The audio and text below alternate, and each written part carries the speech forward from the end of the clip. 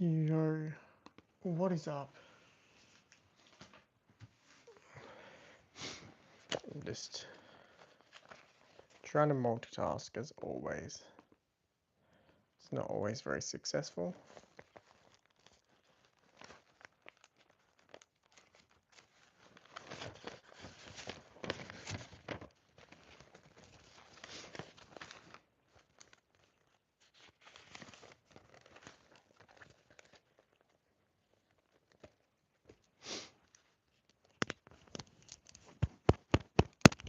Hopefully the audio is working. Let's get some stuff done.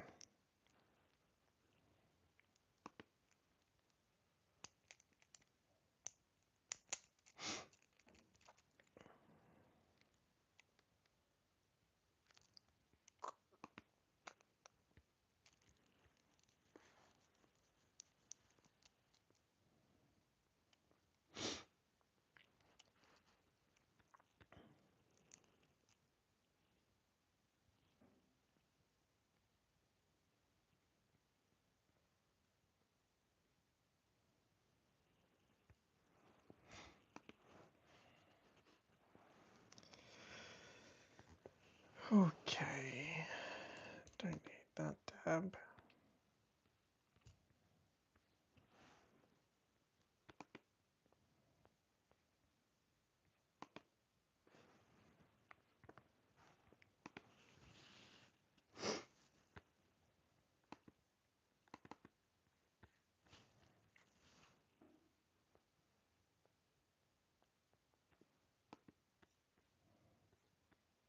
What's going on?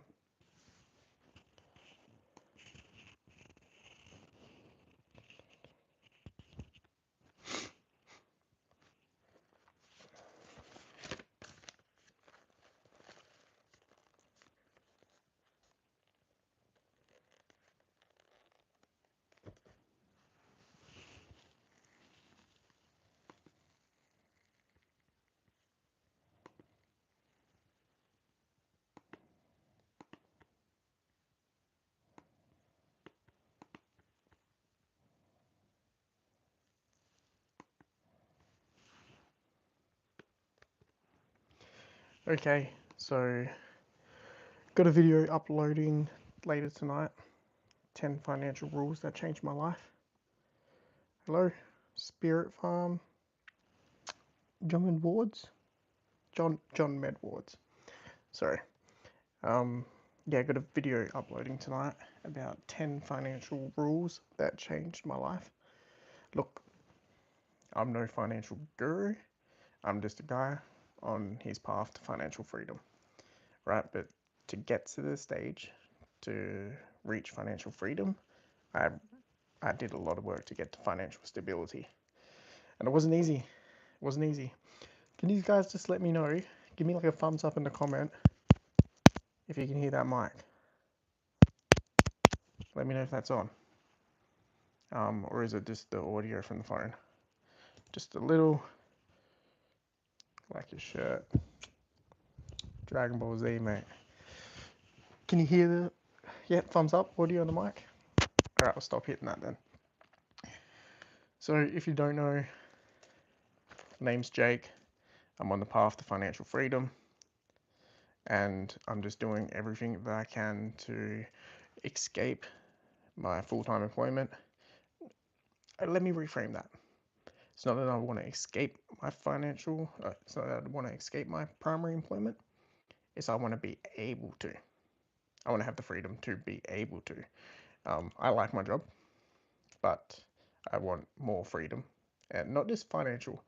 Financial is like a tool that allows you to do this type of stuff, but mainly time. Time is the one thing that we can't get back, and is the one thing that I want more of, especially since I became a dad. So if we got any other parents down there in here, just drop a comment, let me know, because that's what changed everything for me. I was chasing side hustles, telling myself that I wanted more from life, but one thing was missing: my reason why. My reason why just wasn't strong enough. I just wanted it because I wanted the freedom. Like, I didn't want to go to work because, none of us really want to go to work. Even if we do like our jobs, we want to. I think if we went to work like 3 or 4 times a week, we'd enjoy it a lot more. But it's that I have to. So my why became super strong. When I had a boy, when I had my kid, it was I have to show up for this guy. I have to be the best version of myself, and I have to get my time back because I actually think as well. I just filmed a video about this that heading into the world we live in, staying in your primary employment is just as risky as starting a business. And I know everyone says it. Everyone says that starting your own business is risky. Like 60% of businesses fail. That's not necessarily true today. Back in the day, yes, because businesses used to be brick and mortar. They used to be service based. They used to be location based. Now you can start a business about anything online. You can bootstrap it. It can be very simple. And we're more capable than what we think. A lot of us have limiting beliefs that we can't do something that we see other people doing because of X, Y, and Z. And I'm telling you that you have value and you have skills and knowledge that you can share and create a business online that requires next to no money. And it's a limiting belief. We're like, oh no, starting a business is risky. Staying in your primary job and not having a backup plan and not having secondary income is risky. And let me tell you a story about this because I had my dream job. I had my dream job. Like, listen to this. Listen to this for a job. Name a better job. Okay, I'm quite an active person. Cool. Spirit Farm, let me know what that business is. I'm quite an active person, and my job used to be outdoor adventure instructor.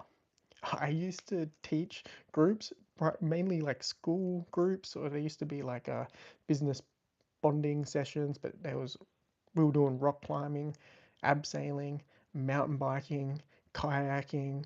Like, that was what I did for a job. It was awesome. And he sell lollies at schools. Is it in a white van? um, yeah, it was one of the best jobs. But then one day, someone from corporate came in and they said we're making budget cuts and we're going to give you your redundancy package. And I was the first to go. And the reason why I was the first to go was because I had been there 11 and a half months. So because I wasn't there for 12 months, they didn't have to give me the payout. And that's why it's risky, because it doesn't matter if you're a good worker. It doesn't matter. Sean, how's it going? Good to see you back. It doesn't matter if you're good at your job. You're replaceable. You're replaceable. You could have your dream job, you can be super passionate about it, and you can get fired like that. Like that. Okay, you're irreplaceable. No, you're irreplaceable. You have to make yourself irreplaceable, and the best way to make yourself irreplaceable is to be the boss, is to be the hirer. That is the best way.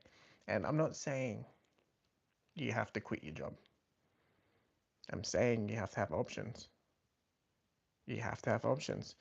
We're heading into a certain we're heading into a time of uncertainty with AI, and jobs are going to be replaced.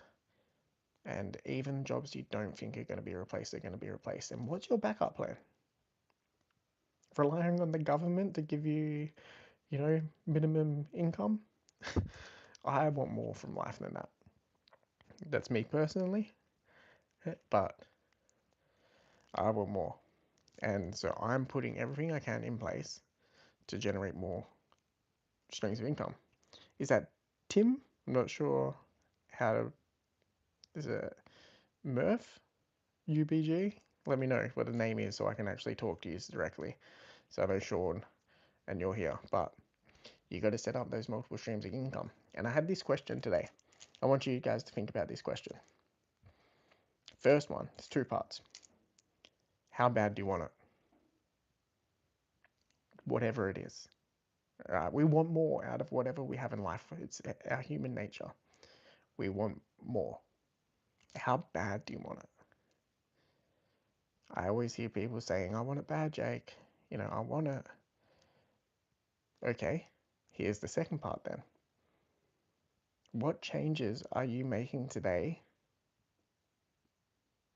that are going to help you reach that in 5 years? Not as easy to answer. It's not as easy to answer.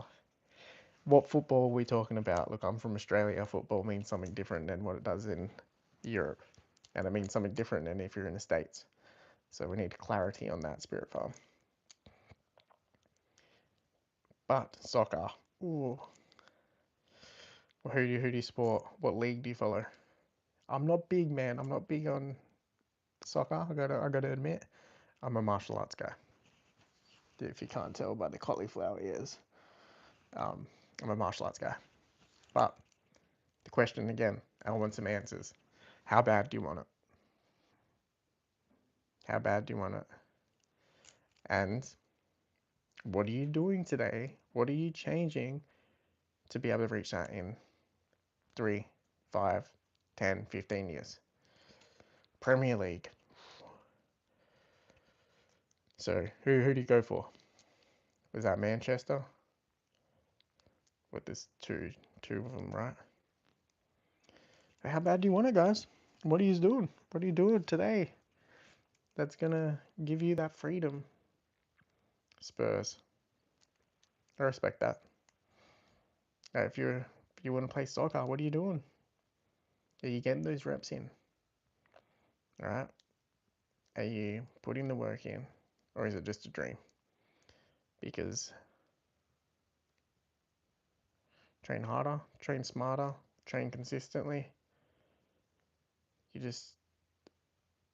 There's some interesting stats. I always love this because it's about like not accepting failure and using failure as, I'll get these stats up. Shots, percentages. Bear with me.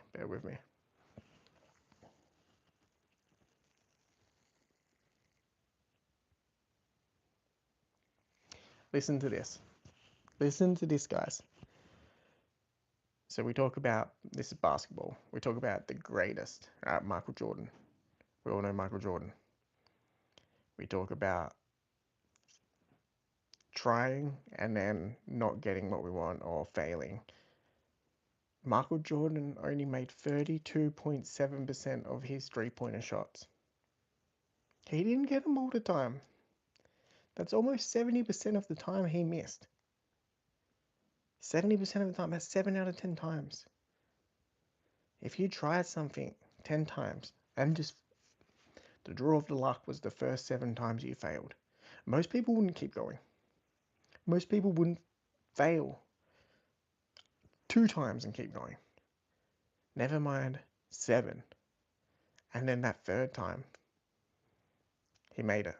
His average is 32.7% of the time for three-pointer shots. It's insane. Let's do another percentage. Like, this just shows you the best in the world, man. They fail, but they do it again. They do it again. We're talking about soccer. Let's talk about who's the best shooter. Let me know. Spirit Farm. I'm doing Cristiano Ronaldo just because it's who I know. Let's see.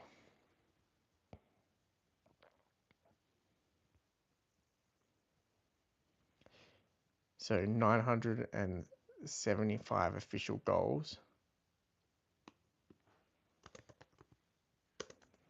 Let's see how many shots. 40%. So he's a bit better than Michael Jordan. But it shows you, like, everyone thinks, like, Cristiano Ronaldo, one of the best soccer players ever. He failed 60% of the time. 60% of the time he didn't get the goal. It makes you think. The professionals, not even professionals, these are the GOATs. These are the greatest of all time. These are your Michael Jordans, your Cristiano Ronaldos.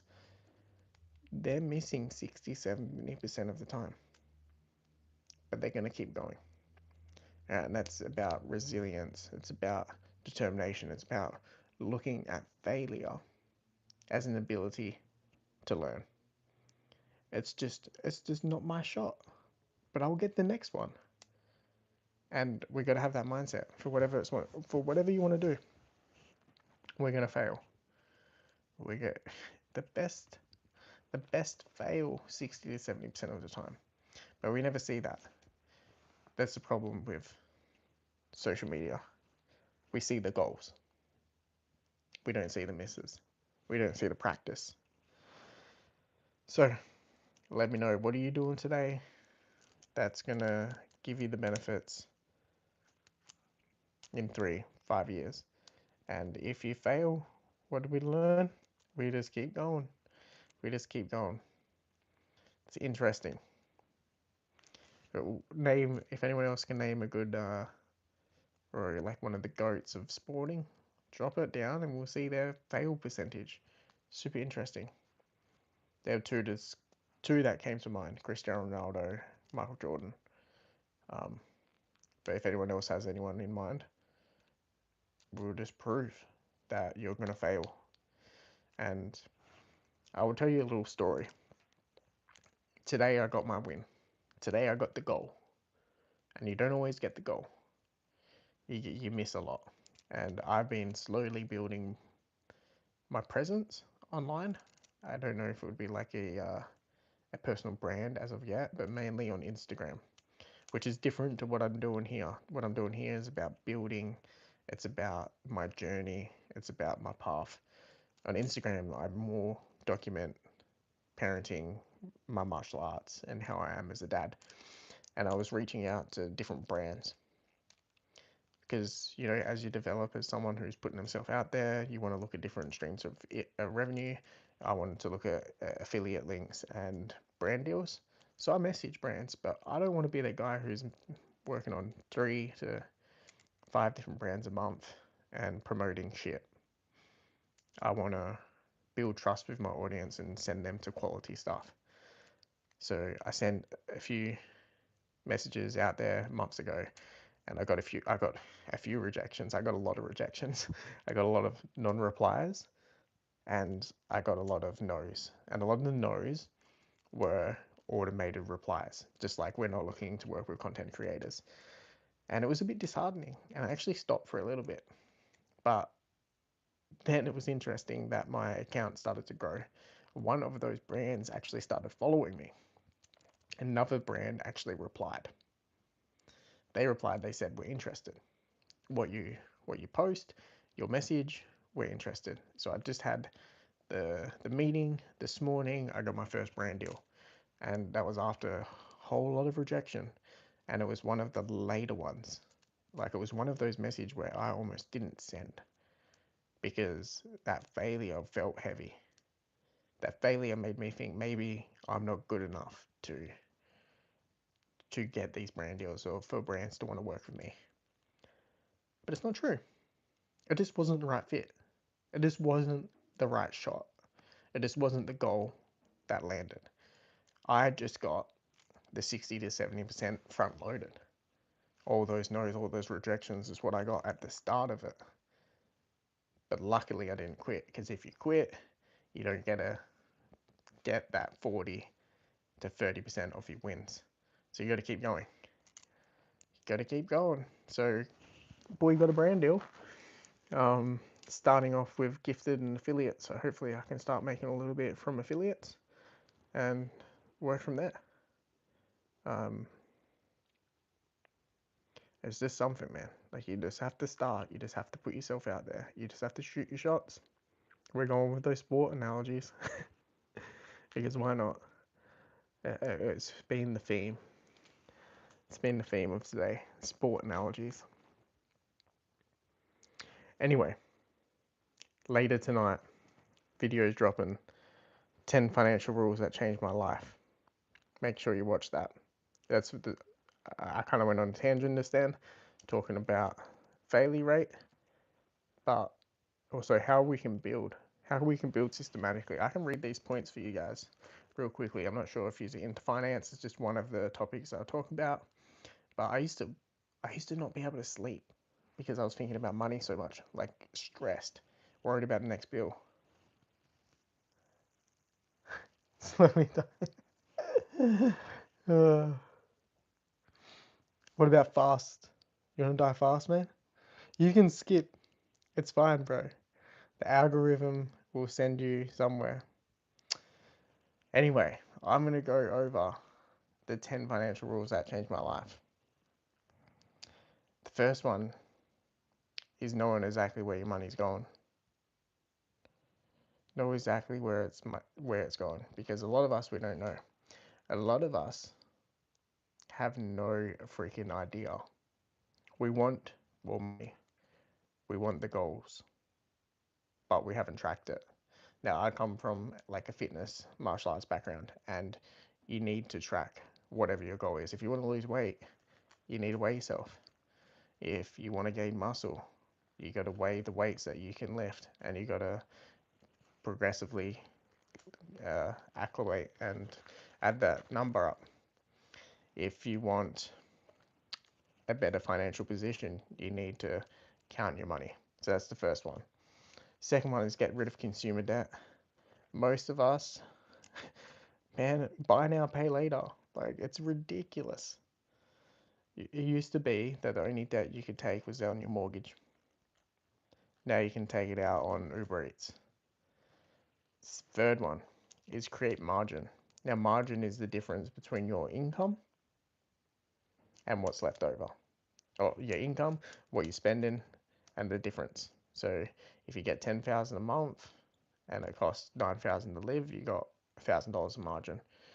And we got to create that. There's two ways we can create that. We can lower how much we spend, or we can lift how much we earn.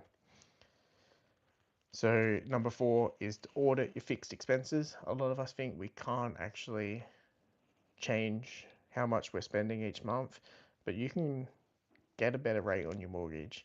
You can call up your phone. You can call different suppliers. Just because they're your fixed expenses doesn't mean that you're fixed on that rate. You can get a different rate. Number 5. Now this is a good one. Learn to make more money. Learn to make more money, because that is the way that you can create margin that is scalable. So you can only save so much. You can only not spend so much. But there's no point where you like can't earn. There's no roof on what you can earn. It's just how you find it. Number 6 is build a buffer. Build a financial buffer, man. Like, that was the thing that gave me the most peace in my life, is when I had breathing room. When I had some breathing room between the money in my account and what I was spending. And there's so many ways you can create a buffer. Like, obviously, we all heard the emergency fund, but one way that I created the buffer, and it really changed my life. Now, I know a lot of you don't like budgeting because you think it's restrictive. I actually think it gives you permission. It gives you permission to spend on what you want. But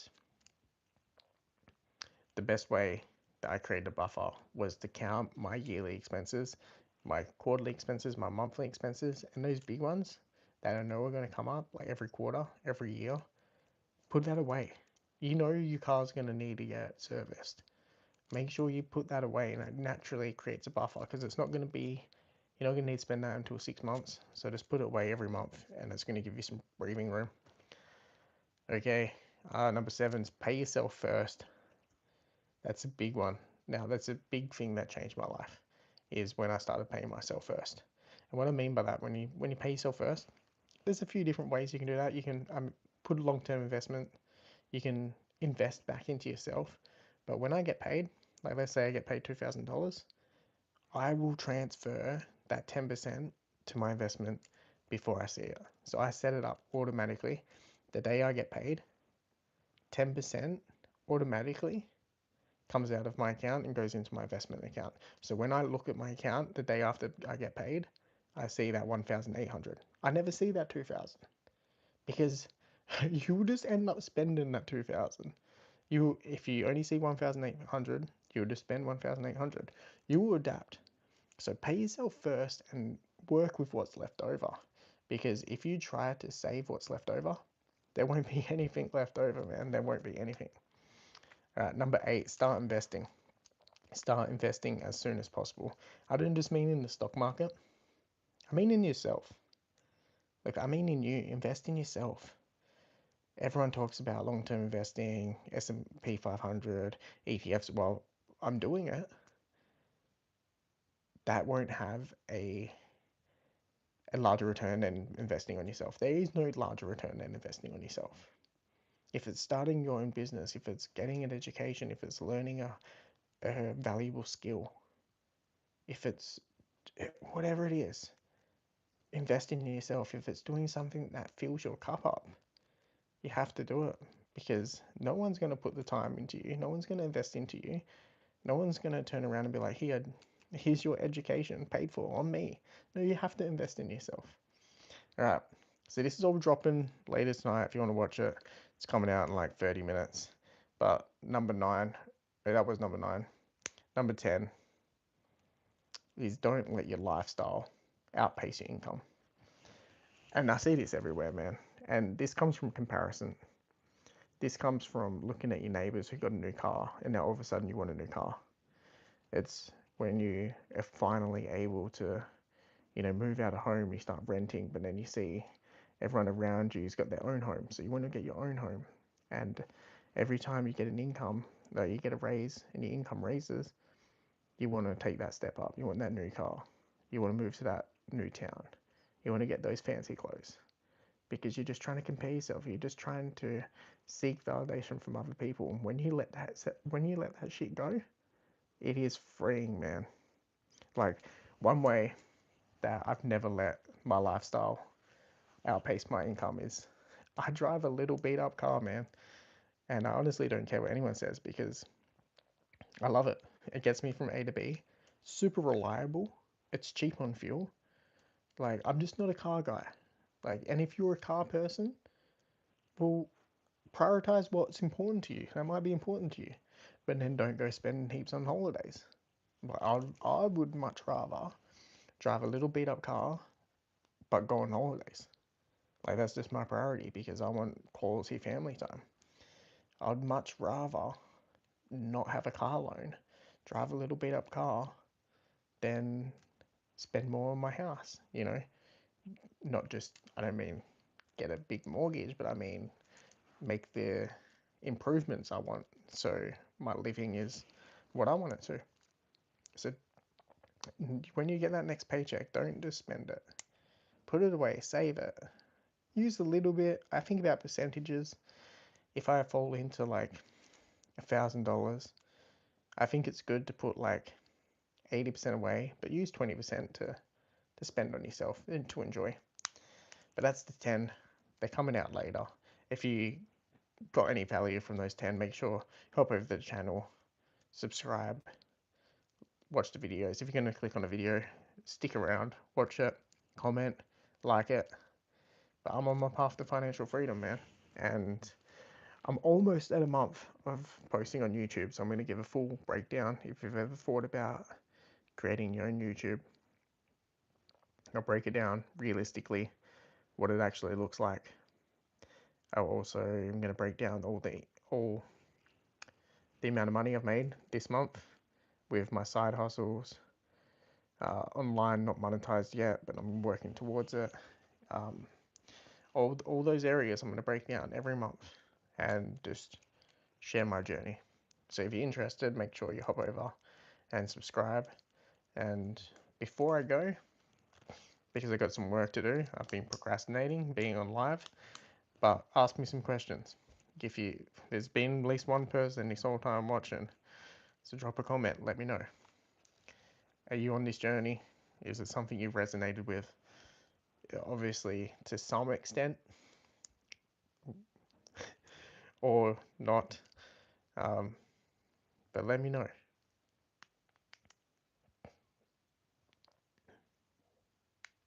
Nice. I'm heading off shortly, so if you want to keep a conversation going, let's drop some comments. Otherwise, I'm out of here.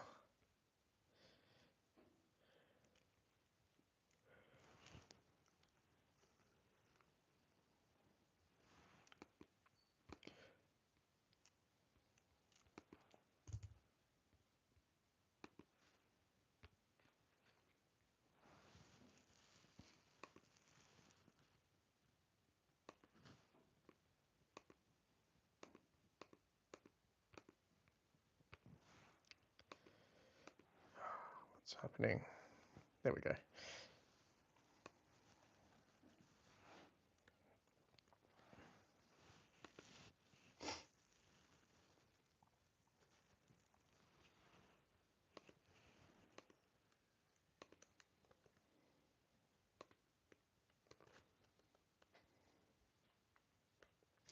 Yo, what's up?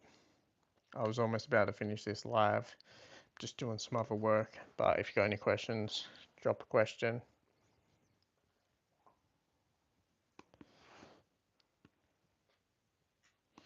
Yo, what's up, guys? If you're new to the channel, I'm Jake. I'm on the path to financial freedom. I'm 29 years old and I'm doing everything I can to be able to leave my job in 3 to 5 years. Now, I don't actually want to leave my job. I just want to be able to. I want to have the time freedom to be able to. If that sounds like something that you resonate with, make sure you hop over the channel, subscribe, watch some of the videos. A new one's about to drop in 15 minutes. But drop some comments because I'm doing some work. I'm distracted at the moment, but if you keep me engaged, got any questions, if you're on your path to financial freedom, let me know. If you've thought about creating content, let me know. It's a loaded question, man. That is a loaded question. What's my thoughts on AI? I use it. I think it can be used well, but I think people are using it wrongly. Like elaborate. Yeah, we're talking about AI. Like, there's so many topics on AI. In terms of like what my channel is about, my channel is about financial freedom, right? And how AI is going to play in that. It's going to play drastically. AI is going to play drastically on not just my path to financial freedom, but everyone's. All right, the jobs, the landscape of the workforce is going to change completely because it's going to take one person managing an AI to operate how a team used to. So I think that's a big one. It's a big problem we got to watch out for, and that's a big reason whilst I'm risk adverse. Or yeah, because I'm trying to create a presence online where I can create multiple streams of income. So if anything happens to my job, I've got something to fall back onto. I think it's valid. What's your opinion? You brought it up, so I'm interested what you're gonna say.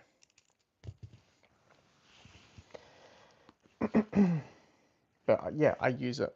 I use it all the time. Actually, just used it to make like, I think I'm on like 250 US dollars in the past like 3 weeks, and like the amount of effort I put in to make that money was next to nothing, and it's continuously making me money because I used Claude to generate a digital product, and that digital product itself has almost generated $1,000. Yeah, valid. I don't want it to surround me. I think its use of advertisement is bad. Like hopping on social media and seeing like AI generated content. I don't like. I even see people like this now. I'm talking like a robot because I'm reading directly off of a chat GPT generated script.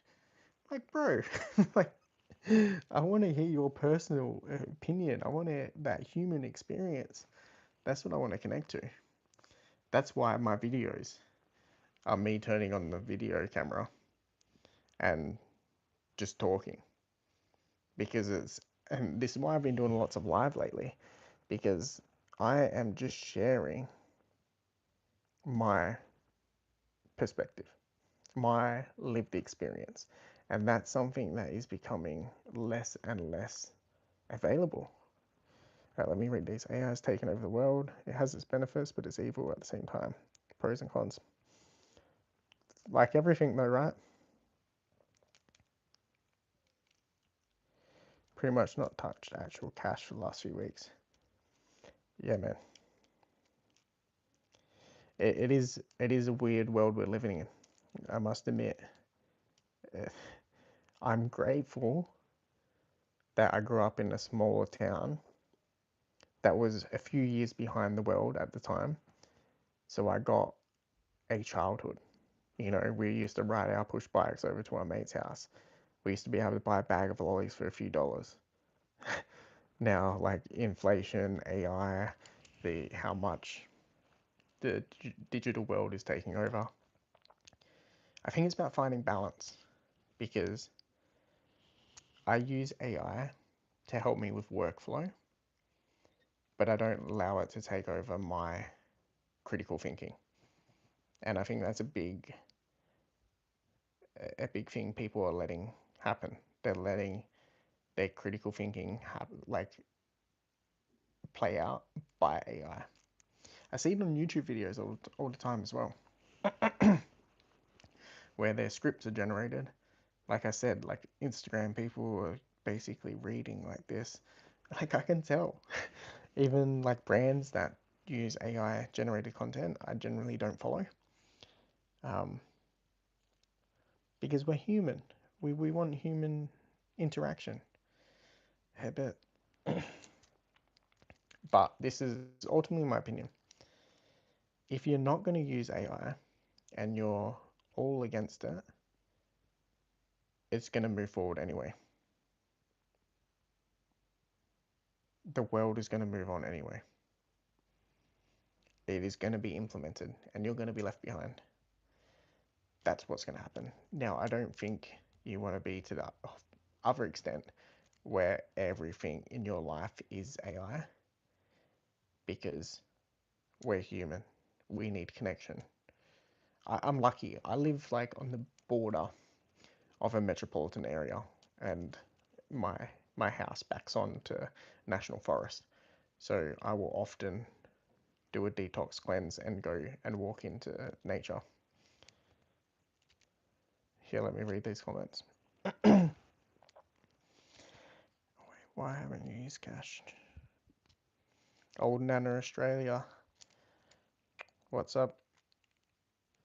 Cash, man, like Cash has almost become like Cash isn't inconvenient, but the government has made Cash inconvenient. Do we have to go out? Like, who trades with cash? Like, it is not as common.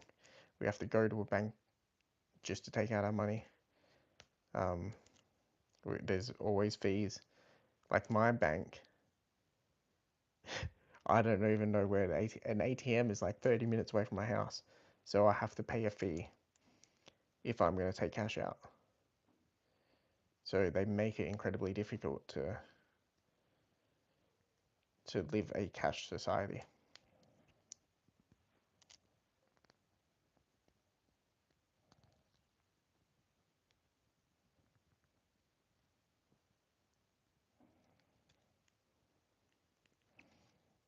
Yeah, man. Totally agree. What? That's crazy that you can't even get change. I think that's wrong. I think you should have the ability, like that is, I think cash should be like the ultimate form of money, and then there should be alternate forms like card you know, people use crypto and whatnot now.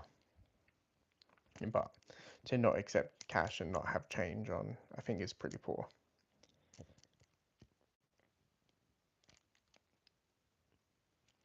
Good to know. Good to know. At least Australia's holding on to it. I think Australia has a fairly strong cash culture. We still like when we have our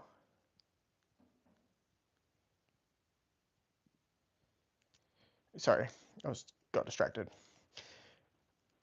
Oh, what was I talking about? So I'm trying to multitask and I'm just horrible at multitasking.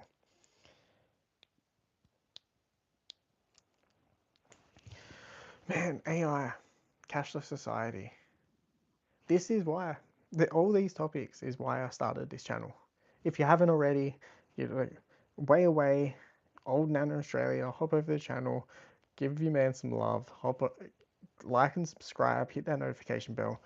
I'm just a 29-year-old new father, Australian, that is looking to survive these uncertain times. About everything that you've mentioned. So I'm getting a sore throat because it's hard. It's hard, and I'm looking to get freedom. I'm looking to get freedom back, and everything we talked about is taking away our freedom. And I say financial freedom because unfortunately we live in a world where money can buy things. But what I want to buy back ultimately isn't, I don't want the Lamborghini, I don't want the mansion, I don't want to live in Byron Bay mansion house or on the Gold Coast. Like, I want time. I want time to spend with my family. I want time to be able to drop my kid off at school, to pick him up after. I don't want my calendar to work around my work. And that's how we live. Most of us live. I don't work 9 to 5, but I'm going to generalize for a second. Generally, our calendars are set at the start of the week. You know, it's Sunday, we're dreading Monday. Monday to Friday, 9 hours a day, we're working. And we build our life around that. Before work, maybe not much time. We might kiss our kids goodbye. We might hang out with our partners and get ready and go to work. And then when we come back, maybe an hour quality time with our family. And then we got to cook dinner. We got to do the chores. If we have animals, we got to take them for a walk. You know, if you have time to look after your body, we work out. And then we eat dinner, we shower, and we get ready and go in bed. One thing I stopped doing, I stopped watching TV. I got rid of TV. Like, there is no TV in our living room because I spend that time that I would watch and I would consume creating, even if it's hopping on live, because that was just one way I could reclaim some of my time, not giving it to other people that are taking my attention. But I think, seems like a controversial take, and I'm like, how is this a controversial take? This is how humans should live. I think this is our birthright. That's our birthright is that we should be able to have freedom of our time. That work should have to work around our priorities. I should be able to say, no, I got to pick up my kids. I got to drop off my kids.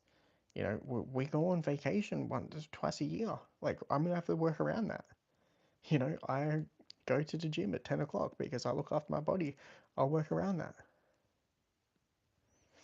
When the power is out, my kids know mum has cash to buy food, fuel, etc. Cyclone. That's nice. That's nice. I think we have a cash reserve in home. Where am I based? Way. I'm based in Australia. I try not to give too much away on content because I'm a first responder. I talk about that in my videos, and if I give my location and somebody that I've interacted with poorly, not I've interacted with poorly, but I've had a poor interaction with, finds my presence my location. Like I keep it on down low, but I'm Australian based. 9 to 5 is stable. Ooh, I'm gonna disagree.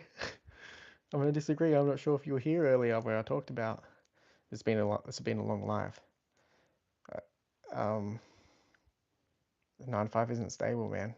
I had the dream job. I'm gonna repeat myself. So if anyone watches this after it's been live and it's a recorded video, I apologize. But I used to have the dream job, man. I used to work as an instructor, permanent position, permanent full time. I did my probation period. Like that means you're permanent, right? Well, that's the Australian dream, you get permanent full time. You can get a mortgage. I'm worked as my dream job. Like I wasn't high paying, but I worked there 11 and a half months. Now this is the little catch, right? 11 and a half months. Someone from corporate comes in. Hey Jake, can we have a chat? Okay, yeah, cool. I got an activity. So we used to do rock climbing, mountain biking, kayaking. It was the best job. And when I wasn't doing those things, I had like an ATV where I would like ride around the forest, like it was in the forest, and do like border checks and stuff. So it was really cool. But someone from corporate came in, Jake. Yeah, after your mountain biking, whatever it was, can't remember. Let's have a chat. Yeah, we're making cuts across Australia, and we're gonna cut you. So you're gonna be made redundant. He's like, oh, but because you've only been here 11 and a half months, not 12 months, you don't get your redundancy package. Bro, I was, I just bought my house a year ago. I had a mortgage. We're in Australia, most of us here, we're in Australia. Like, housing isn't cheap. Look, this was 5 years ago, so I'm lucky I got in the housing market early. But it's not stable, man. It's not stable. All right, let me read some of these comments. Whenever I tell my friends we aren't made to work 9 to 5 and we should work less, a lot of them think I'm crazy. And it's crazy to me. 100%. Moose or Sammy? Moose and Sammy, if you're both there? 100%, man. This is why I'm online. This comment here is why I'm online because I talk about it in two of my videos. One of them's don't listen to people around you. Another one is like your work colleagues. But a big point I talk about is the people you grew up with, the people that you went to school with, the people in your town or the people you used to work with. They don't want you to live this life that I'm building, right? They don't want me to have financial freedom. What they want, they think, okay, we got dealt the same cards. We're from the same town, we're in the same high school, we live the same job. We got dealt the same cards, so we're gonna live the same mediocre life. Like, and if you do better than me, I'm resentful. Like, they don't want you to see. They'll see you. They'll put on the brave face, and they'll, oh, I'm so happy for you. Like, they're not. That's why I'm online, because I can connect with people that like they get it. We're not made for that shit. Sorry for swearing, but this is a topic that I'm passionate about because it wasn't until I became a dad. Like I've said, I wanted this. I said I wanted it, but I didn't have a strong why. I tried side hustles. I've done it all. I did Uber Eats, but that wasn't creating me freedom. Now, everything I do is giving me back something. If it's time, flexibility, or freedom. Right, let me catch up on some of these messages. All right, some places in Australia are working 4 days a week, and some pay 5 days. That'd be pretty good. It's a step in the right direction. But you still gotta like you're still going to answer to the boss. You still, for me, because I'm a first responder, I have to book my annual leave, my holidays, a year in advance. Like that shit's ridiculous. All right. Some people love work and think they need it, not us. Bro, this is one thing. Like, I've changed my mind. Like, I know that I'm just a number. I know I'm dispensable. I've been made redundant. I've seen people in my job get kicked out. You're just a pawn, especially if you work for a big corporation for the government, for a large company, even small companies. If you're not the boss and someone's a small company, if they're struggling, they're going to get rid of their workers to keep their family fed. They're going to have to make cuts. Like, unless you're the boss and you're the hirer, you're not guaranteed anything. Didn't realize I was Australian based. Well, there you go, you know now. So make sure, if you haven't already, I like this conversation that's happening. All you three, I want to see you on the comments on my actual videos and all the lives coming up. So make sure you subscribe, hit that notification bell.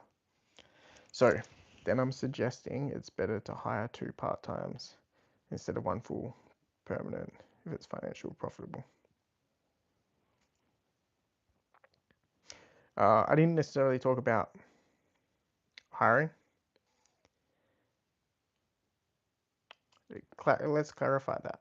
I want you to elaborate that a little bit more. So then I'm suggesting it's better to hire 2 part-times instead of 1 full-time permanent. Is that financially profitable? Yeah, let's elaborate on that question. Look, I'm not the hirer. I've been the worker. If I'm gonna hire people now with what I'm doing, and I'm not gonna edit, my videos aren't gonna be edited until I can hire an editor. But I'm gonna hire like a freelancer. I'm gonna hire someone working for themselves. I think the way I'm looking at business, you know, because essentially how I'm treating showing up online and working with like clients is like a business. It's not a hobby. It's not a side hustle. I say side hustle because it's clickable on YouTube, but it's a business, and I don't think hiring actual people where you pay them like a wages is as effective as hiring people that are like sole traders. So if I have a team, it will probably be a team of independents. Now let's keep going. At least we have a good social security set up, unlike US. Look, a lot of people complain about the government, but we're pretty blessed to live in Australia. We are pretty blessed, and I think a lot of people, they're tired. They're tired of living the 9 to 5. They're tired of not having any freedom. They're not tired of not having any choice. So who's the easy person to blame? It's the government. It's the tax man. I don't mind tax. Look, I don't agree. I don't want to pay tax, but it's the rule. So if I pay more tax, I'm actually grateful because I made more money. All right, it's kind of off topic. All right. Australia has the worst case of tall poppy syndrome. Don't you dare be better than me syndrome. 100%, man. 100%. What happened to just being happy for people, you know? And like, these are commenting so much. I love catching up now. All right, so this is something so good because I started an Instagram. Instagram is what started me to make content, right? And it was just about fatherhood. It was just about creating. I made the shift. I what like for the last 3 years, so 2023, 24, 25, I watched so many YouTubes about making content, about building businesses online, but I didn't take any action. Like, and knowledge without action is useless. So when I had my kid and I made a decision, I'm going to take action. So I created an Instagram and I started producing content. Anyway, I initially I just started adding my friends, like associates, people around me, people that were my Facebook friends. Now, I regret that because for a long time it delayed my growth because they didn't support me. They didn't understand what I was trying to do.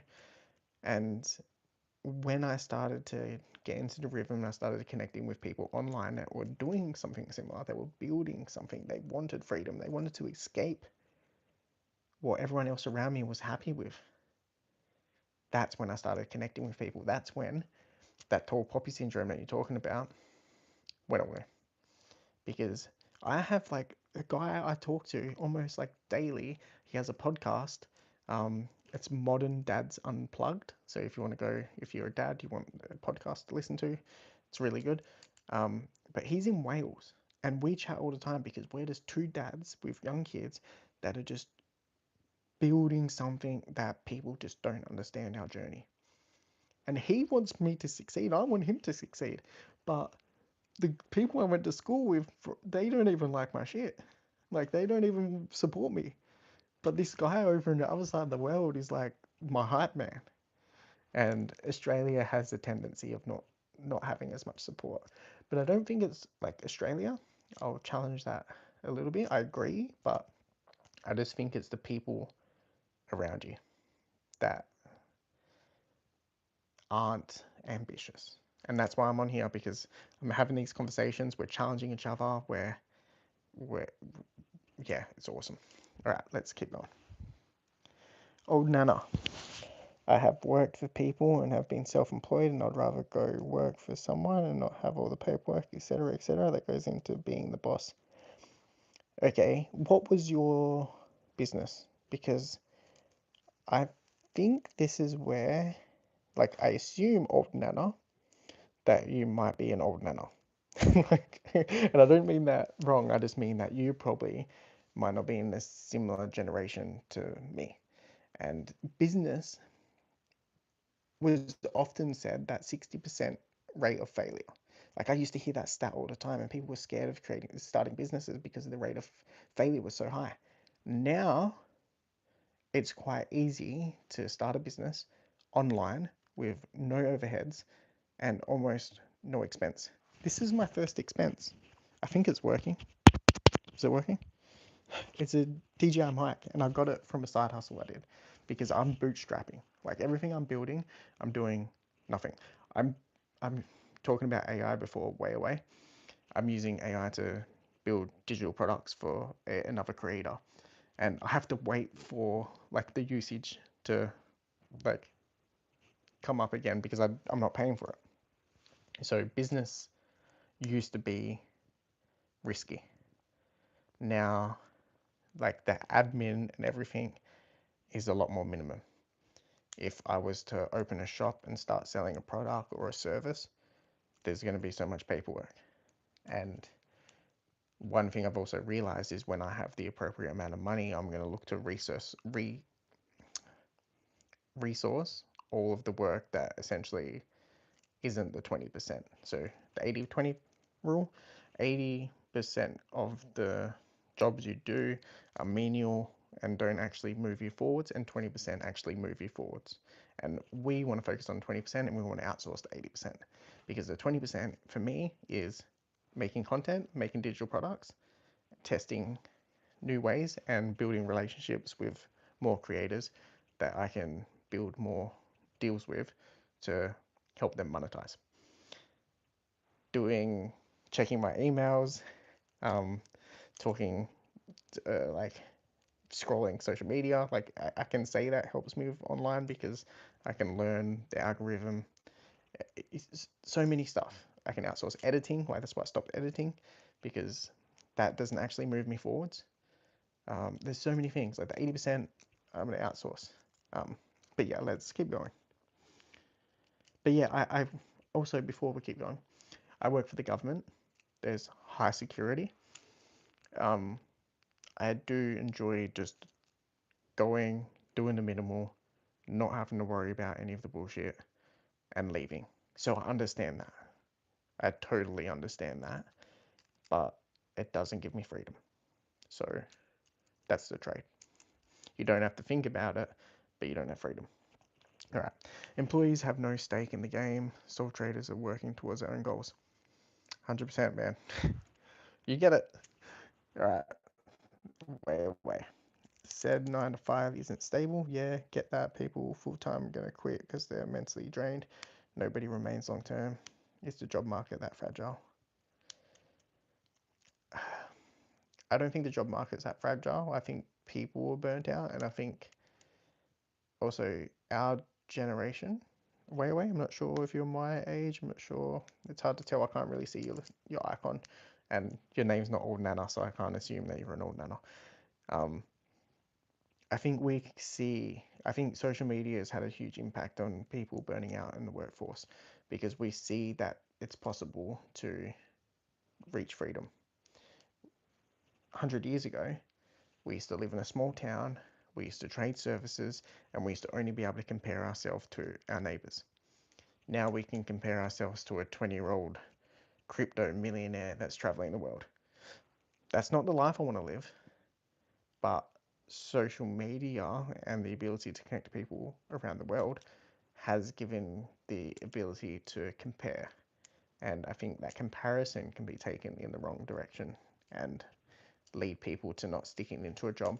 And also the benefit of long-term employment isn't what it used to be. Like we used to have the like work pension in Australia when you worked for a company for like X amount of years and then they would like pay you once you retired, and that was like outside of your savings and investment. But like that's not there. It's not financially viable for the companies, but it's not like incentivized to stay long term in a company.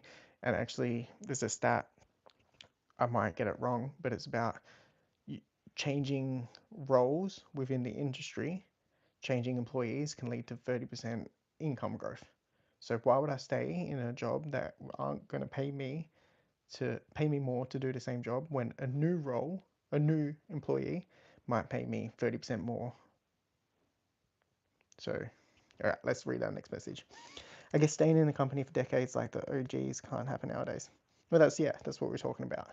And because the next company is willing to pay me more, so I'm gonna go there. like, why would I stay? Like, give me a reason to stay. Um, Women going back to work 2 weeks after having a baby after a C-section is unreal. Yeah, don't get me started. Having a company and their own pension fund is so dodgy. Trump thinks our super setup is a great idea. I'm going to keep reading. I'm 65 and was the boss for 20 years, finishing 10 years ago, going to work for someone. Workplace loyalty is a thing of the past, mostly anyway. All right, so a lot here, but I agree with most of it. You mentioned the maternity parental leave. It's insane. It is insane. I'm pretty sure a country in Scandinavia give the 36 months paid parental leave. Let me find this. I'm pretty sure it might be Denmark. It's insane. Like our government don't want us away from work, because if we're not away from work, we're not paying them the taxes. We're using the tax money, like most people were taking like a Centrelink pay through parental leave. Denmark parental.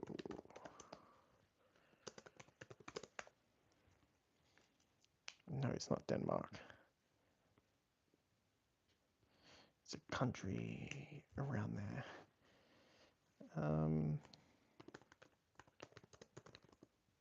Sorry, I know I'm going on a bit of a tangent here, but the parental leave. I'll just like give you the country so you can do the research. But Germany. Oh, there's another one as well, like more Scandinavian. Up to 36 months per parent per child, with up to 24 months shareable between the third child. Between the child's third and eighth birthday. What? Like we have to use it within the 24 months, and it's like 25 weeks. I think it's 25 weeks, Centrelink. That's insane. 36 months per parent per child. Anyway, let's move on. Just go look at some of those Northern European countries and parental leave entitlements.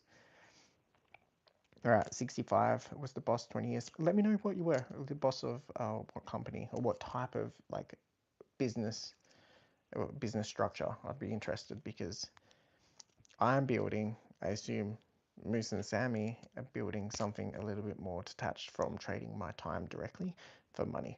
Now, one thing I want to touch on quickly is, I know it's not a lot of money, like, so you can put it in the comment and let me, like, tell me again, but I made 250 bucks US dollars. So when it converts to Australian, like, it's like 370 or something like that.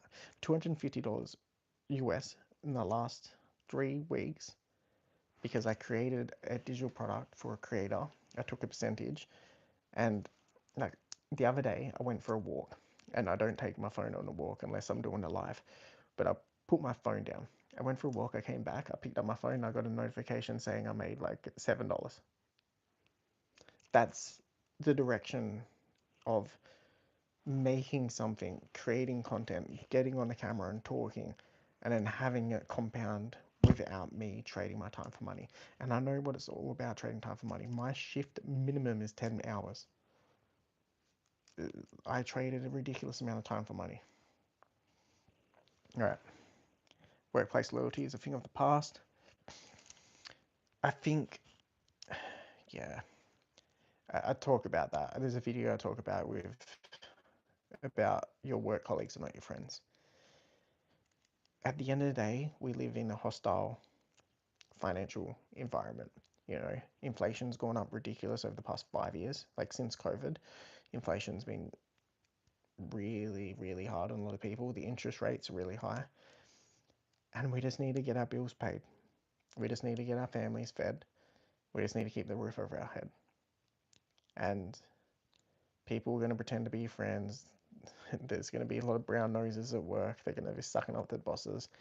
But at the end of the day, if they can get a pay rise or they can make themselves look better, they'll chuck you under the bus. Because if it means they get an extra $100 a month, like, they'll do it. And the loyalty isn't there. All right. AI isn't the be all people think it is. Going to the doctor and having them trying to diagnose you instead of using their training. Ah, it's so frustrating. I see this all the time. I think AI has got to be used for like automation. A good tool that doctors use is like the scripting or the transcript. So it's starting to happen. It happens in like veterinary clinics as well. You hop in, the doctor will have a conversation with you, they'll transcript it, and you'll get the notes about like everything that you've labeled for like your injuries or illnesses, and then they have the notes where they can then refer with their training. Yeah, I think that's where AI can be used more effectively, or just to reduce work time. Switzerland. Yeah, probably Switzerland's really good. I think people want to work, especially for entry level jobs, want to get the experience and earn a living wage. Entry level jobs are scarce and they don't want to pay us. They don't. And like more entry level jobs require 10 years experience. Like, well, you see that all the time. Like looking for a college graduate with, or university graduate with 10 years workforce experience. I was doing childcare with insane amounts of paperwork. Trucking company, subcontracting, Buttercup delivering. See, that is like service based, that's freight, that's they're businesses I don't want to touch with a 10-foot pole. Like, you have to be there. There's a really good YouTube channel, Mel Abraham. He's an American. He's like a qualified accountant, or he talks about finance. But he talks about something that I resonate with really well, and especially since I became a dad. And he talks about the treadmill, the work treadmill. All right, I have a fairly good job. All right, I'm not a low income earner by any means, and I have the ability to do overtime. But if I stop working, the money stops coming in. I have to keep working on the treadmill to keep getting that money flow. What happens if I stop? What happens if there's an emergency? What happens if I get injured? What happens if I get made redundant? You need to create a machine. So he talks about a money machine. I invest heavily in ETFs, like I have a diversified portfolio, because I know long term for retirement I'm going to be able to live off dividends, and like it's diversified across Australian, US, and international stocks. And naturally, ETFs are quite diverse.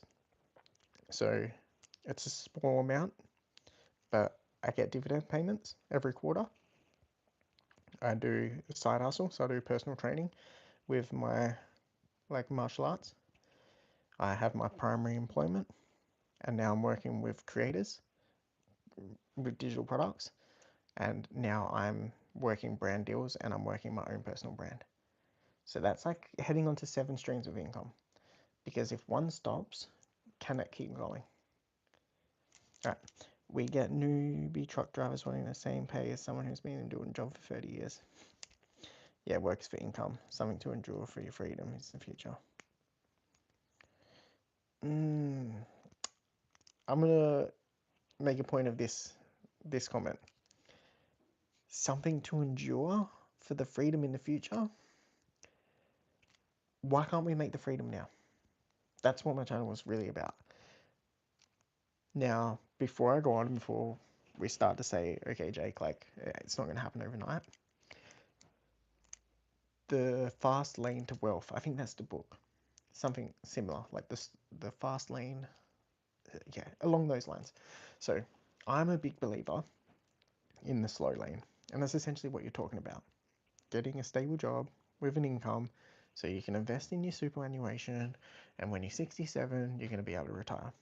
Maybe earlier, like if you save, like I have my individual brokerage account, so because the Superman, like at the moment, what is it, 65, 67? Like I want that freedom at like 55. So that's why I have my individual brokerage account. I would pay more taxes, but it gives me the ability to have the freedom. So I'm willing to pay people like, I'm not going to pay taxes. Okay, well then retire at 67 then. Like when I'm 55, I'm going to be taking money out from my brokerage. Anyway, there's the slow lane. It's buying a house, paying off your mortgage, so your cost of living is less because you don't have your rent or you don't have your mortgage. It's putting your money in your superannuation. It's having a good income job, having savings. So when you're older, the freedom's in the future. That's essentially what he said. I've done that. Well, I haven't done it, but I've set up a good foundation where even if I stop now, when I'm 67, like I wouldn't be laughing, but I would be comfortable. And I will keep that going. But I have made sacrifice. Like I'm not, like I don't want to come from privilege because like my parents divorced. I got nothing from my parents. My mum's barely able to retire. I don't speak to my dad. So I'm not like an inheritance kid or anything like that. I worked my fucking ass for it. When I got made redundant in that job that I told you about earlier, I changed my life. I was like, I can't live like this. I've got a mortgage now. I want to propose to my girlfriend at the time, who's my wife now, and we want to have kids. Like that's the path I wanted to go down. And I was like, I can't live like this. I got to make some change. So I used my skills to get as high of a income as I could possibly get, and then I continued to get the highest income paying job within the skill set that I had available. Now I established that. I can keep doing that. I can stay in this job until I'm 60. Hopefully not. Now I'm setting up things. Now I can take more risk. I am risk adverse as hell. I don't want to take risks because I've got dependents. I've got a young boy. I've got my wife. Yeah, I've got a mortgage to pay. I don't want to take risk. That's why I've taken that slow lane. But now I can take the appropriate amount of risk, calculated risk, to be able to generate wealth that can compound and has no roof. Like my job, I can make a lot of money, but I need to do overtime. And then once you do, I can only do 9 shifts in a row, and then you have to take a day off. And I did that like not last financial year, but the year before. I did as many shifts as I possibly could. And then I reached the cap. Like people in my work would say, you can make as much money as you want. Like I could not physically have done more work. I did my logbook for the tax. I did my logbook and I calculated 3 months of travel. And I looked back at that when I did my tax. And there wasn't one day that I had 3 days sick. I had 3 sick days, right? Besides those sick days, there was not one day I didn't travel to or from work. Because even when I had the day off, I worked night shift, so in the morning I drove home, and then I had that day off. But it was still that date. So when I calculated the dates, there was not one day I did not drive to or from work. So I've done that. I've done that slow lane. And I think if you're not there, you gotta do anything. You gotta get uncomfortable. You gotta, like, I've done Uber Eats.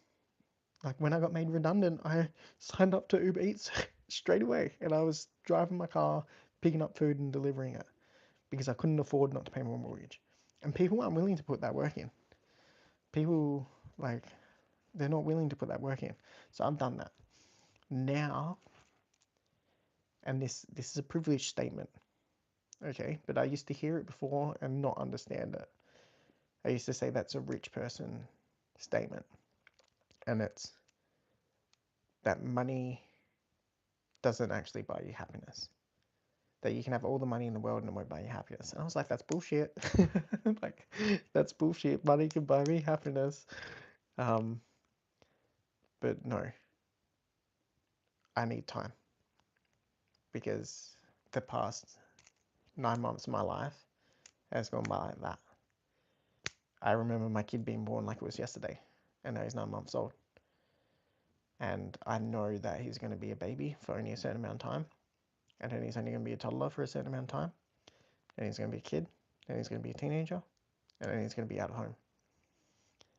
And I don't want to spend those years working until one day I can be free. Right, let me read some comments. That was pretty deep.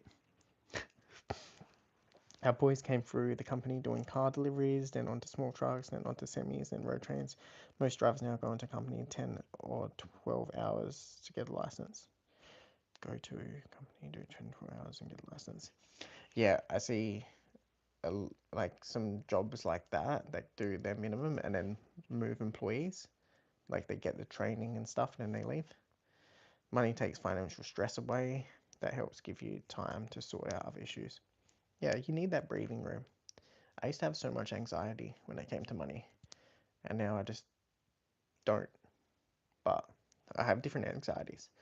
It's about, yeah, not like going to work because I work so like 10-hour minimums and being away from my kid and the fear of missing out on my child's life. I think that's where most of my anxiety is now. But yeah, all right, let's keep going.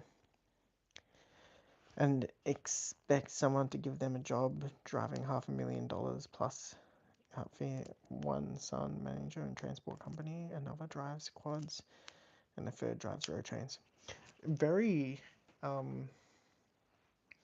like driving based family, like transport industry, which is good. I'm grateful for people like you because Australia especially is very dependent on like road trains, and I don't think people actually realize that. Well, I think COVID maybe taught some people that, but interesting. Yeah, one thing I asked some people earlier, I'm not sure if you were all in the live, but yeah, let me read this and then I'll ask you the question. Right now, my day job is for the money, and after that is time on my own to work on my own projects, which is physically very challenging, but I think is necessary in the time to hustle. Way, are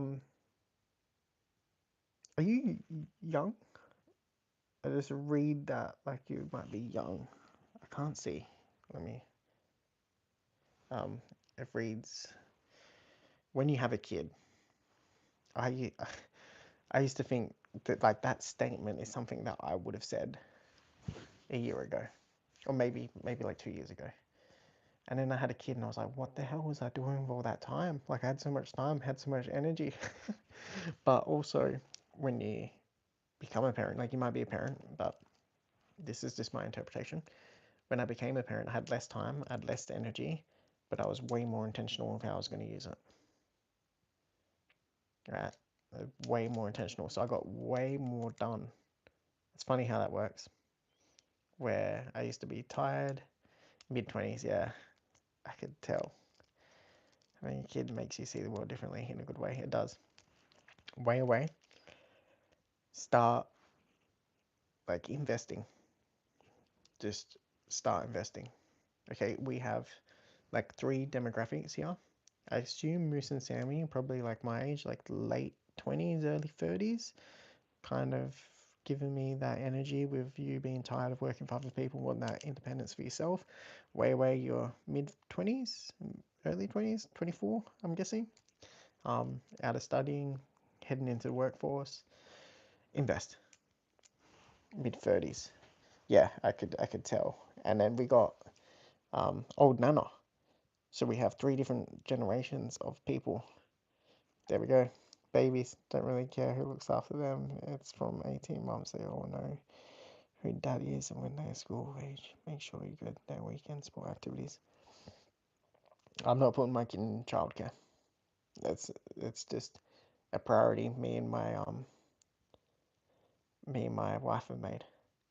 Way, investing is too much risk. Elaborate. Because when you get paid from your job, 12.5% of it goes into superannuation, and that superannuation is invested. I'm not saying go on day trade. By any means, I'm not saying go on day trade. And I'm not even saying invest in stocks,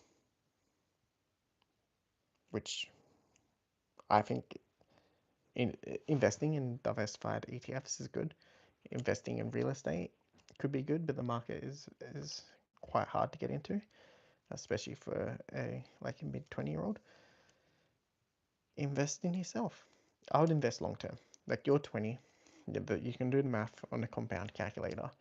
If you invest like $200 a month, I'm gonna Google it.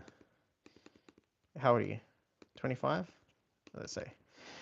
If I invest 200 a month for 30 years with average rate of return, that's $380,000 to $450,000. And that is invested a total of 72,000 and 300,000 came from returns. Investing diversified isn't risky. If you invest in real estate, in diversified stocks, in yourself, in your career, into a high-paying job, into skills, it's like I would argue to say anyone who has a net worth of $1 million is invested, because you're not going to have that many assets if it's not invested. If it's a business, like you got to invest, because the earlier you invest, the more time it's going to compound, and the closer you're going to get more freedom. But your super, open up your super account and see how it's invested.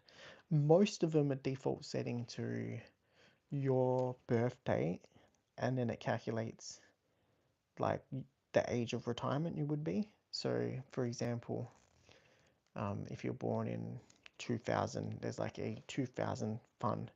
So it naturally reduces the risk tolerance as you get older. But yeah, it's all done. Just not that I want to put my cash into something I'm unfamiliar with. Like, yeah, don't. Never put your cash into something you don't understand. But this is just my tip. If the earlier you start, the longer it's going to compound.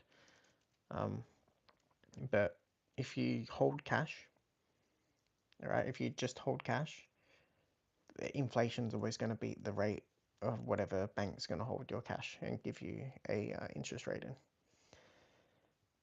But saying that, I didn't say going into childcare, but be aware that because we have, as we are expected to teach them, they come from 4-year-old kindy, teachers would always say one.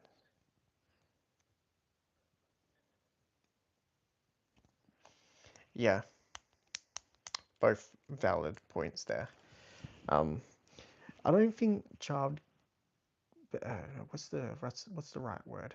Childcare workers should be teachers. I think they're there to care and to look after. But it's just not something we're interested in. We don't want to put our kid into childcare because we want to raise our kid. And it's ridiculous that like outside society and culture says that no, you should work and you should put your kid into childcare. Like you should both go back to work. It's like no, I should raise my kid with my values and my principles, not someone else's.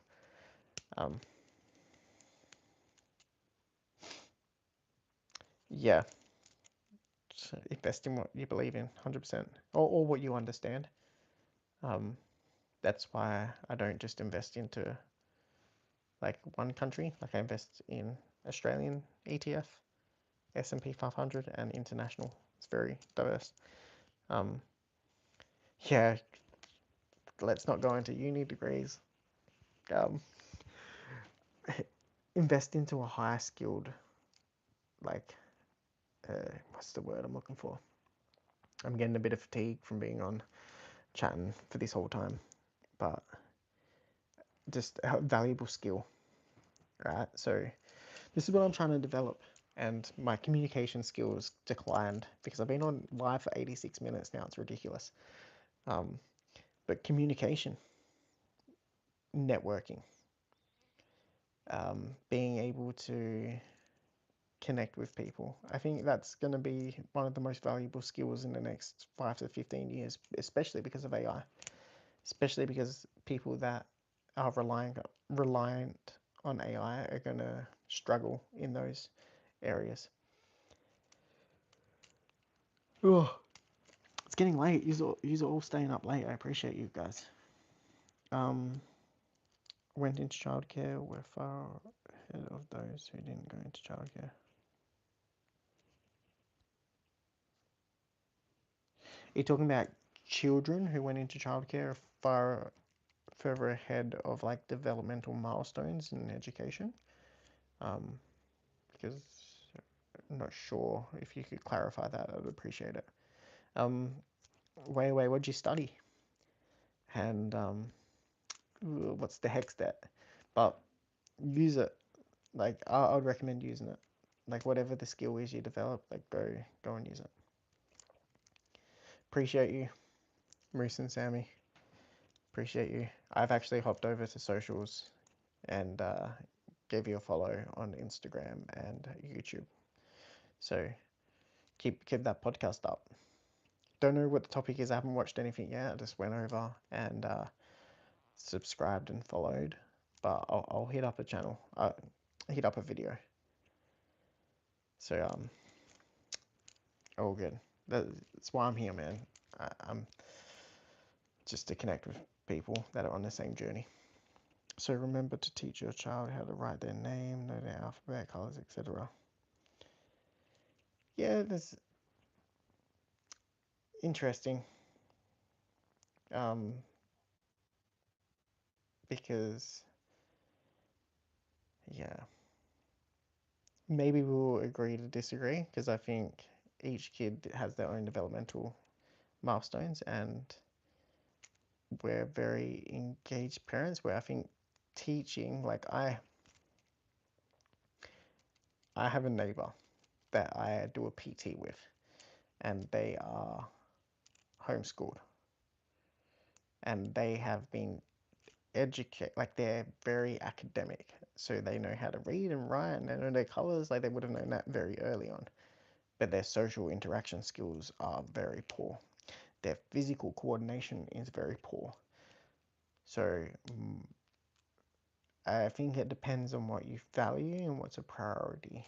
Whilst academia is very important, my wife has her bachelor's degree, or maybe even higher, but she's an academic, and we also met in our physical training course. So like physical ability is very important to us, and something now I'm trying to develop more of is communication and just social interaction. So I think it's finding the balance.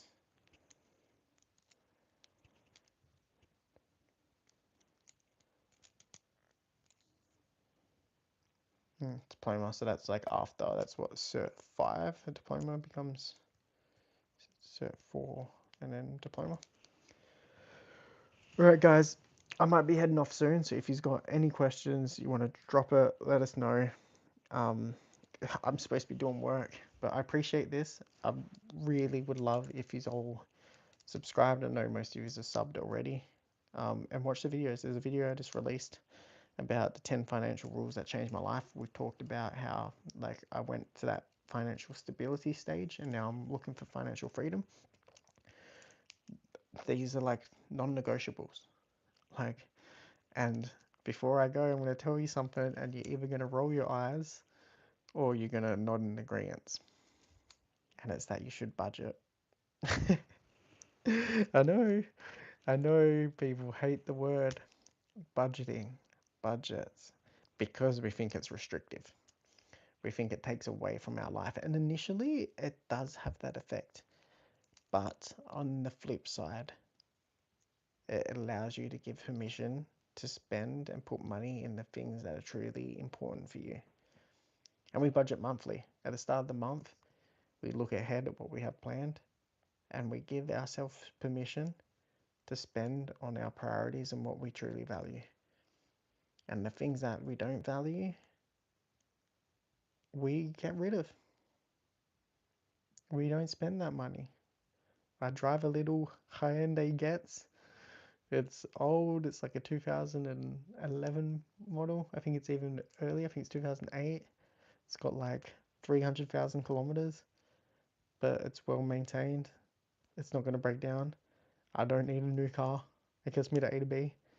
And the money I would spend on a new car to, impress other people, we're putting in a holiday so we can go to Europe, and we're both Italian, so we want to be able to take our kid to Italian, and take him to Italy. But it's because we made sacrifice and there is a bit of restriction to begin with. But watch the video. I'm going to read these last comments and then 2004, love it. Teaching is a part of your life. They learn colors, hanging out, the washing, etc. Yes, your wife will know, but not all parents do. Some kinder kids aren't even toilet trained. Yeah, I think, yeah, I see that. I see what you're saying. It's a shame because,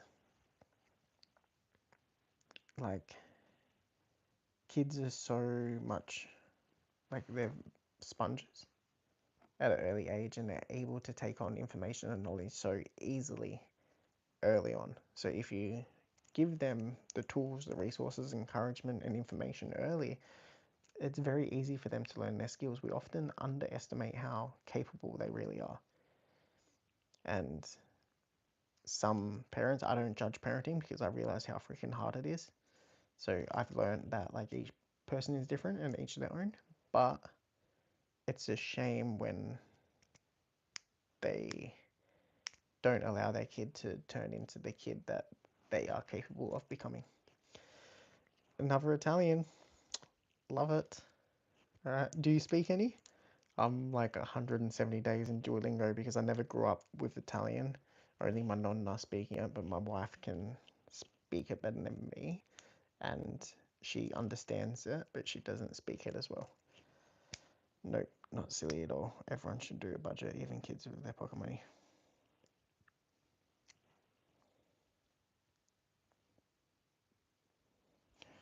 Don't know what that text is, and yeah, appreciate your chat. Old Nana Australia, hopefully I can see you on my videos. I would love to see your comment down below in other videos. Love it. I'm on Sicilian. I'm in Calabrese. Yeah, I'd love to see your comments down. I'm live every day that I'm not uploading videos, but I uploaded a video today and I still hopped on live. So I'll be on because I'm normally doing work, but I didn't do work because you guys hopped on and we had an amazing chat. Sicilian mostly. So some Italians would say I can't. Yeah, I think Sicilians are Italian, just like Sardinians. We kind of took over, didn't we? Anyway, appreciate you all, and yeah, I'll see you in the comments. Old Nana, uh, I don't know if you have any socials, but if you got Instagram or whatever, if it's the same handle, like I'll search it. If not, I'll see you in the future comments or future live. Appreciate you guys. I'll stay for like 2 minutes if there's any more comments, and then I'm out of here.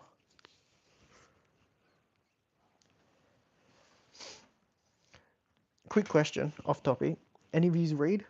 Any fiction readers? Bye. Peace out.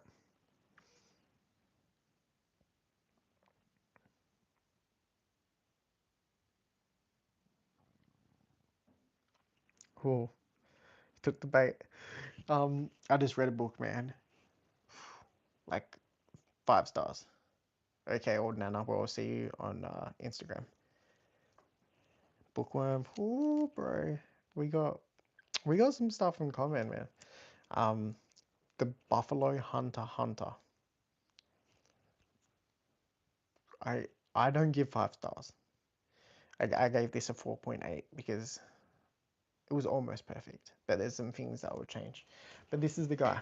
So I went to QBD and just bought another one of his books because I'm like, this guy's fantastic. Stephen Graham Jones. The Buffalo Hunter. It's awesome. A little bit of fantasy, a little bit of like historical fiction. Just, yeah, check it out. If you got me on Instagram, same handle, Jake Newton's Law. I think it's still in my story, so you can see the actual book title. But I've given my book recommendation. We've had an awesome chat. This is me. I'm out. The microphone held up. This was a test anyway. All right, peace out, guys. Appreciate you having a chat with me.